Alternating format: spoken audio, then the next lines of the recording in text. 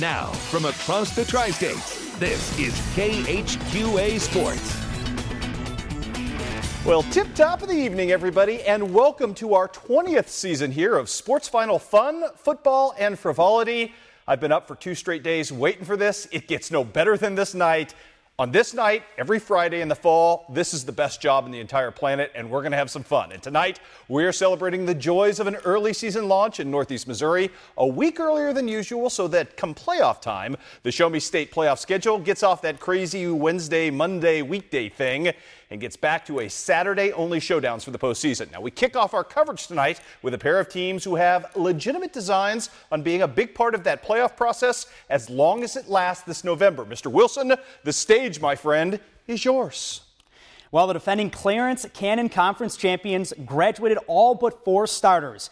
But that hasn't seemed to do much to slow Palmyra's roll. With tremendous overall team speed from front to back, the Panthers have spent this offseason looking like a team that isn't going to give up their crown easily. And tonight, they were tested right away against a much more veteran Macon squad that on paper reads like the league's best. If that seems like a too good to be true season opener, you are correct. It was everything but that in the beginning.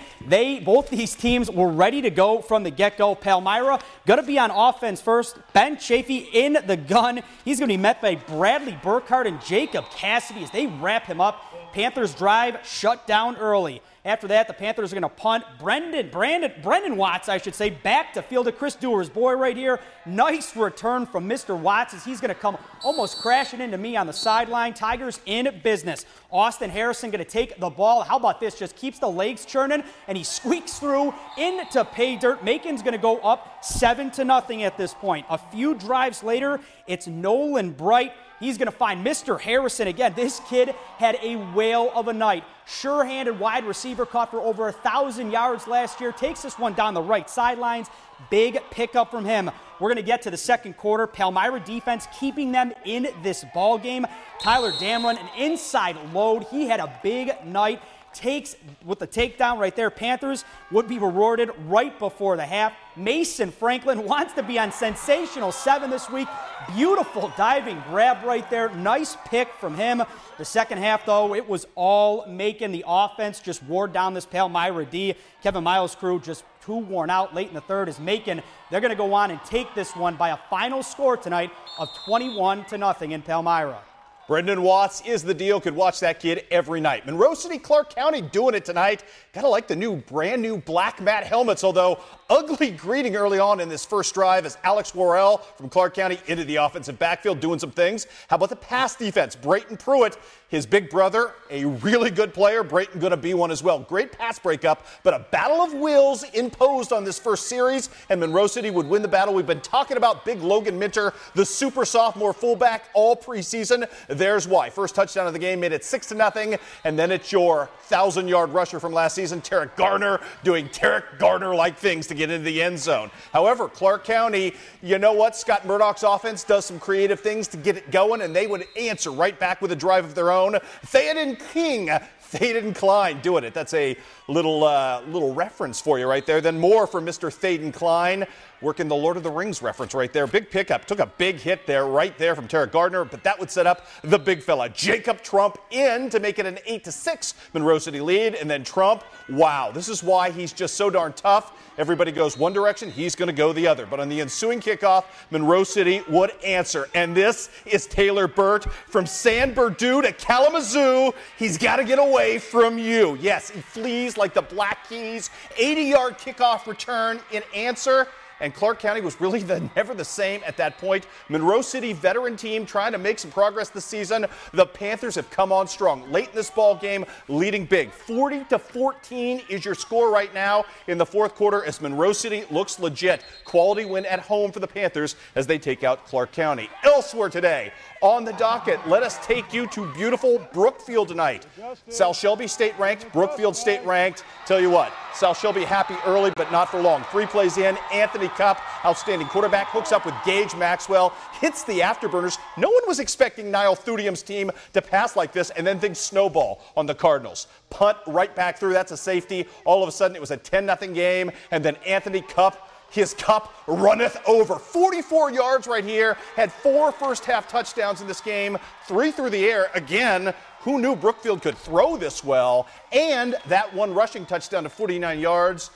Finally, Sal Shelby got something going late in the first half. Trace Windsor, the All-Stater, in for the touchdown. He also had a 2-point conversion, but that was the sum total of things for Sal Shelby tonight. Overmatched by a Brookfield team that looks legit. Look at Anthony Cupp. Wow, what a quarterback. What a pass. Only downside, Gage Maxwell appeared to have hurt his knee for Brookfield. That could be costly, but the win still counts, and it's a big one. 43-8. Brookfield is the deal. Elsewhere tonight in the Clarence Cannon Conference, Centralia, well, they're doing Centralia things as well as they beat Highland 42-6. Only touchdown in this game for Highland, a receiving catch for Austin Richmiller. We've got more for you as well from the Clarence Cannon Conference. Louisiana in a non-conference bout with Bowling Green. They're cross-Pike County rivals in this one. How about this? Opening kickoff, Cody Brown going to make some things happen right off the bat. Great sign for a resurgent Louisiana Bulldog squad. 67-yard kickoff return to set the tone. Unfortunately, 2 plays later for the Bulldogs, ball was fumbled away. That was the story of their night. Couldn't get any momentum, kept shooting themselves in the foot. No such problems for Bowling Green.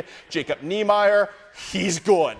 Adam Holt, he's really good. Pass attempt right here, requited. And Mr. Holt, have yourself a night. We've been touting him as a Player of the Year candidate. He's good. 75 yards, made it 7-0 Bowling Green. Louisiana again trying to get something going. This time Cody Brown with a 35-yard run coming up right here. But again, the fumbles would kill this drive as well.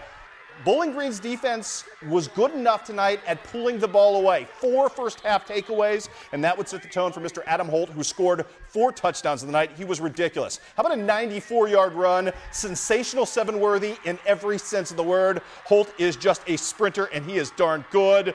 Oh, we'll leave you with one more of those Adam Holt touchdowns tonight as Bowling Green leaves no doubt about it. The Bobcats, who had a great season last year on offense, couldn't play any defense tonight. They showed they can do it all at Louisiana's expense, and what a great opener for Mr. Adam Holt, who had a monster night as the Bowling Green Bobcats get it done. Final count in this one, 47-14 in favor of the Bobcats. Go to the scoreboard now. We've got Mark Twain giving West Strand all they can handle. At one point tonight, this was a 6-point game. Late in the ball game, though, the Hornets have pulled away. Fourth quarter, 40-26 is the score at last check. Let's do some more highlights for you. Oh, no, I want to talk about a big Clopton-Ellsbury win tonight over Winfield at home as the Indian Hawks started off right. 44-14 was your final in that ball game as well. We've got more to bring you now from the highlight reel. Paris and Schuyler County in Paris. Paris, the home of the world's finest manager. At least she told me that. Brooke Rentschler, so thank you for that. Nice to know that. She was good, by the way. Coyote defense much maligned earlier for what they did last year. Gave up a quick 7-yard run, then turned the tables. Briar Hancock, tackle for loss in the second play. August Hayhurst, a player so good tonight we named the month after him. He had a tackle for loss there, and it was 3 and out at that point. Coyote offense, clutch in that first drive. 4th and 4, Kyle Popkes. Right here to the freshman, Brett Miller. That's a first down pickup. 3rd and 8 to the All-Stater. Slater Stone from Popkes again. That gets it done for a first down, and that sets up this. How about the Kyle Popkes connection to Lane Forrest, who had 2 touchdown receptions tonight. This one of 29 yards and 80 yards receiving as well. The big story early on in this game, the defense from Paris, much improved. I mentioned Augie Hayhurst tonight. August Hayhurst, just ridiculous. In the first 5 plays, 3 tackles for loss. That kid was just flat getting it done as Schuyler County could get nothing on offense. Paris wins their opener and looks good doing so. 38-7, that game now a final is in the books. How about Will? Knox, got one more score here, Chris. Scotland County goes down tonight by the final score 47-0 to Salisbury. Now we're going to take you to Knox County and Marceline. Eagles looking to replace quarterback Donovan Edwards and Royce Poor. A lot of leadership left from the 2013 squad. Knox having issues early on in this one. Can't get the punt off. Low snap right there. They are in trouble. Marceline, they're going to be in business inside the 5-yard line. And with that, you know who they're going to be going to right here. Mr. Blake Lineball, he is a load. He goes on in. Marceline up 7-0. Knox County able to start moving the football a little bit in the first quarter here. Freshman quarterback Hayden Miller is going to find sophomore Lane Couch for a nice gain right there. After that, we're going to see senior Brody Mowbray. He's going to have a big season again, over 1,000 yards last year, looking like he's going to do it again after that. Marceline's going to hold Tigers strike back right here. How about that? Jared Best dives into the end zone. That would make it 13-0. Second quarter, Knox can continue to move the ball right here. Hayden Miller pass to Seti Boone. Nice looking grab from Mr. Boone right there as he sprawls out to grab that one. Marceline defense going to hold right there though. Line ball, he's going to break loose again. 20-0 at this point. They're going to go on and win this game by a final score of 42-8 tonight. Want to pass along a few more scores for you. Big win tonight for Van Far over North Shelby, now currently riding the longest losing streak in the state. How about a huge night for Lucas Robinson? We tapped him as one of the great underrated quarterbacks in our area tonight. Over 200 yards rushing, 3 touchdowns total for him. So nice job, Lucas and the Indians. Also on the scoreboard, want to pass along a women's soccer score. First game of the season, a loss on the road for the Leathernecks, 3-0 for the women. Also tough day for Luke Guthrie, as we mentioned, missing the cut today, going 1 over par, ended up on just south of the cut line. Hey, we're going to do this all over again tomorrow night. Overtime, big game for Hannibal at MICDS. We've got scrimmage action for you in high school football as well tomorrow, a little college scrimmage action, and the big Quincy High Invitational from golf. Huge day on overtime, 10:30 right here. This is week 1, Iowa, Illinois. You're up next week, and we're going to have some fun. We'll see you then, everybody.